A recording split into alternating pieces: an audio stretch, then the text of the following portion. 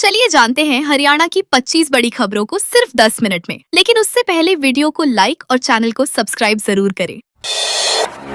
गुरुग्राम में शराब ठेके के बाहर युवती की पिटाई। गुरुग्राम के डीएलएफ इलाके में सरेराह एक युवक द्वारा युवती की पिटाई का मामला सामने आया है, जिसका वीडियो सोशल मीडिया पर तेजी से वायरल हो रहा है। इफ्को चौक के पास शराब ठेके के बाहर दोनों के बीच कहासुनी के बाद मामला मारपीट में बदल गया। वीडियो में युवक युवती के बाल खींचते हुए उसे थप्पड़ मारता नजर आ रहा है, जबकि युवती भी विरोध करती दिखाई दे रही है। हैरानी की बात यह रही कि आसपास मौजूद लोग तमाशाबीन बने रहे और किसी ने बीच बचाव नहीं किया। फिलहाल पुलिस को कोई औपचारिक शिकायत नहीं मिली है।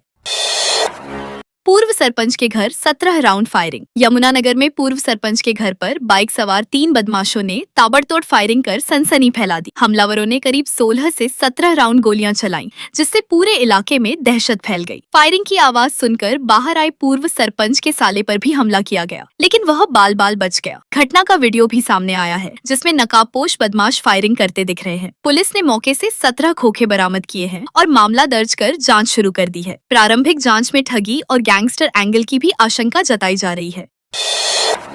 फरीदाबाद में लेंसकार्ट शोरूम के बाहर हिंदू संगठनों का प्रदर्शन। फरीदाबाद के सेक्टर 79 स्थित वर्ल्ड स्ट्रीट में लेंसकार्ट शोरूम के बाहर हिंदू संगठनों ने विरोध प्रदर्शन किया। यह प्रदर्शन मुंबई में सामने आए एक कथित मामले को लेकर किया गया, जिसमें एक कर्मचारी को धार्मिक प्रतीकों के कारण नौकरी से हटाने की बात कही गई थी। इस मुद्दे पर बजरंग दल और अन्य संगठनों के कार्यकर्ता बड़ी संख्या में एकत्रित हुए और जमकर नारेबाजी की। प्रदर्शनकारियों ने कंपनी से स्पष्टीकरण और उचित कार्रवाई की मांग की। पुलिस मौके पर मौजूद रही और स्थिति को नियंत्रित रखा। घटना के बाद इलाके में कुछ समय के लिए तनाव का माहौल बना रहा।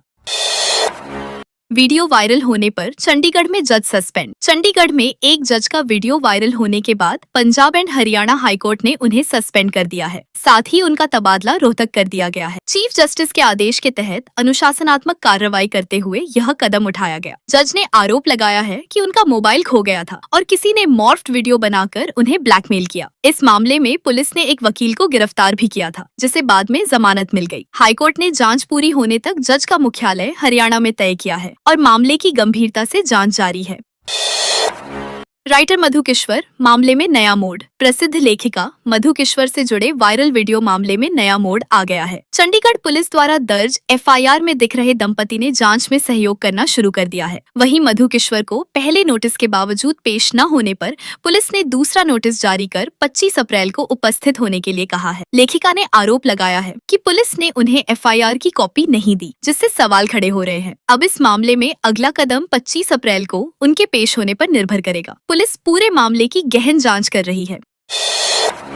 30 करोड़ घोटाले का डर दिखाकर फर्जी जीएसटी की रेड। सोनीपत में फर्जी जीएसटी टीम बनाकर ठगी करने की कोशिश का मामला सामने आया है। आरोपियों ने खुद को जीएसटी अधिकारी बताकर एक व्यक्ति को 30 करोड़ रुपए के कथित घोटाले में फंसाने की धमकी दी और फर्जी दस्तावेज दिखाकर डराने का प्रयास किया। हालांकि पीड़ित ने हिम्मत दिखाते हुए आरोपियों से पहचान पत्र मांगा और उनकी वीडियो बनानी शुरू कर दी, जिससे आरोपी घबराकर मौके से फरार हो गए। इस घटना ने शहर में फर्जी अधिकारियों के सक्रिय नेटवर्क को उजागर किया है। पुलिस मामले की जाँच में जुट गई है और आरोपियों की तलाश जारी है। यमुनानगर में गैंगस्टरों से जुड़े अपराधियों के नाम आए सामने। यमुनानगर में पूर्व सरपंच के घर फायरिंग मामले में लगातार नए खुलासे हो रहे हैं। जांच में सामने आया है कि इस केस का संबंध पुराने ठगी मामलों और गैंगस्टर नेटवर्क से जुड़ा हो सकता है। जानकारी के अनुसार फरार पूर्व सरपंच पर पहले भी पंजाब के एक युवक को विदेश भेजने के नाम पर लाखों रुपए ठगने का आरोप लग चुका है। पुलिस अब इस मामले को कई एंगल से जांच रही है और आरोपियों के नेटवर्क को खंगालने में जुटी है। इस खुलासे के बाद मामले ने और गंभीर रूप ले लिया है। क्रिकेटर कोहली के घर नहीं मिला अवैध कब्जा। गुरुग्राम में डीटीपी द्वारा अवैध निर्माणों के खिलाफ चल रही कार्रवाई के दौरान कई पॉश कॉलोनियों में तोड़फोड़ की गई। इस अभियान के तहत सार्वजनिक स्थानों पर किए गए अतिक्रमण को हटाया जा रहा है। डीएलएफ 2 में भाजपा पार्षद के घर के बाहर लगे अवैध ढांचे भी हटाए गए। हालांकि डीएलएफ 1 स्थित क्रिकेटर विराट कोहली के घर के बाहर जाँच में किसी भी प्रकार का अवैध कब्जा नहीं पाया गया, जिसके चलते वहाँ कोई कार्रवाई नहीं की गई। प्रशासन का कहना है कि नियमों के तहत सभी पर समान रूप से कार्रवाई की जा रही है। फतेहाबाद में कॉमर्शियल जमीन की फर्जी तरीके से रजिस्ट्री। फतेहाबाद में करोड़ों की कॉमर्शियल जमीन की फर्जी रजिस्ट्री का मामला सामने आया है। आरोप है कि जमीन को कृषि योग्य दिखाकर कम कीमत पर रजिस्ट्री कर दी गई और इसके लिए फर्जी प्रॉपर्टी आईडी का इस्तेमाल किया गया। इस गड़बड़ी में अधिकारियों की मिलीभगत की भी आशंका जताई जा रही है। प्रारंभिक जाँच में सरकार को लाखों रुपए के राजस्व नुकसान का खुलासा हुआ है। मामले की गंभीरता को देखते हुए डीसी ने संबंधित रजिस्ट्रियों पर रोक लगा दी है और जाँच के आदेश दिए हैं। दोषियों के खिलाफ सख्त कार्रवाई की तैयारी की जा रही है। हिसार में सीआईए इंचार्ज के ससुर ने जेजेपी छोड़ दी। हिसार के सब्जी मंडी पुल पर दुष्यंत चौटाला और सीआईए इंचार्ज पवन कुमार के बीच हुए विवाद ने अब बड़ा राजनीतिक रूप ले लिया है। इस घटनाक्रम से आहत होकर जेजेपी के हल्का प्रधान रणधीर सिंह पूनिया ने अपने परिवार और समर्थकों के साथ पार्टी छोड़ने का ऐलान कर दिया। पूनिया पवन कुमार के ससुर हैं और उन्होंने दुष्यंत चौटाला के आरोपों को सिरे से खारिज करते हुए उन्हें झूठ का पुलिंदा बताया। उन्होंने कहा कि अगर उनके दामाद की गलती साबित होती है तो वे खुद उसका इस्तीफा दिलवाएंगे। घटना के बाद दुष्यंत और पूनिया के बीच हुई बातचीत भी सामने आई, जिससे विवाद और गहरा गया है। रेवाड़ी में राव इंद्रजीत विधायक और संगठन पर भारी। रेवाड़ी में भाजपा की टिकट वितरण प्रक्रिया में केंद्रीय मंत्री राव इंद्रजीत सिंह का प्रभाव साफ नजर आया। 3 दिन तक चली बैठकों के बाद पार्टी ने उनकी पसंद के उम्मीदवारों पर मुहर लगा दी। रेवाड़ी से विनीता पीपल और धारूहेड़ा से अजय जांगड़ा को उम्मीदवार घोषित किया गया है। दोनों ही राव इंद्रजीत के करीबी माने जाते हैं। टिकट की दौड़ में कई दावेदार शामिल थे, लेकिन अंत में राव समर्थकों ने बाजी मार ली। अब रेवाड़ी में कांग्रेस की निहारिका और धारूहेड़ा में कुमारी राज से सीधा मुकाबला होगा, जिससे चुनावी मुकाबला दिलचस्प हो गया है। गुरुग्राम में फीडर से कट लगाते समय बिजली कर्मी झुलसा। गुरुग्राम के सेक्टर 52 पावर हाउस में ड्यूटी के दौरान एक बिजली कर्मी गंभीर रूप से झुलस गया। पीड़ित तेजपाल ने अपने सुपरवाइजर पर दबाव बनाकर बिना सुरक्षा के काम कराने का आरोप लगाया है। तेजपाल के अनुसार उसे बार बार फोन कर जल्दी फीडर काटने के लिए मजबूर किया गया। जैसे ही उसने काम शुरू किया, जोरदार धमाका हुआ और उसे करंट लग गया, जिससे उसके हाथ में गंभीर चोट आई। घटना के बाद मामला पुलिस तक पहुंच गया है और जांच शुरू कर दी गई है। इस घटना ने बिजली विभाग की कार्यप्रणाली और सुरक्षा इंतजामों पर गंभीर सवाल खड़े कर दिए हैं।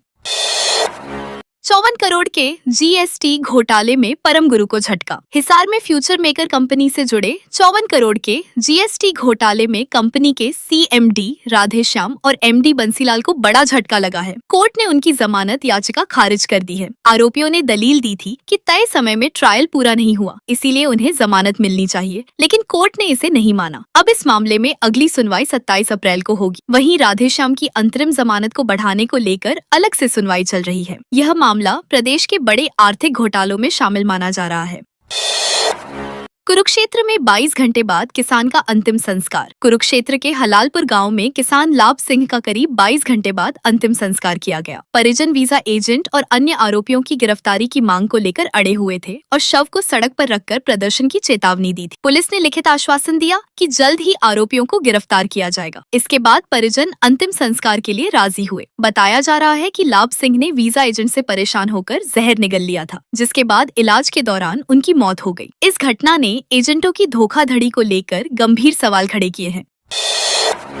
रेलवे अधिकारियों से मिले नारनौल के संघ पदाधिकारी। नारनौल क्षेत्र में रेल सुविधाओं को बेहतर बनाने की मांग तेज हो गई है। दैनिक रेल यात्री एवं जन कल्याण संघ के प्रतिनिधि मंडल ने जयपुर और फिर नारनौल व रेवाड़ी जंक्शन पर रेलवे अधिकारियों को ज्ञापन सौंपा। संघ का कहना है कि क्षेत्र से हजारों लोग रोजाना रोजगार, शिक्षा और इलाज के लिए बड़े शहरों की यात्रा करते हैं, लेकिन ट्रेनों की संख्या बेहद कम है। इस कारण यात्रियों को भारी परेशानी का सामना करना पड़ता है। संघ ने मांग की है कि इस रेलखंड पर नई ट्रेनें चलाई जाएं और सुविधाओं का विस्तार किया जाए।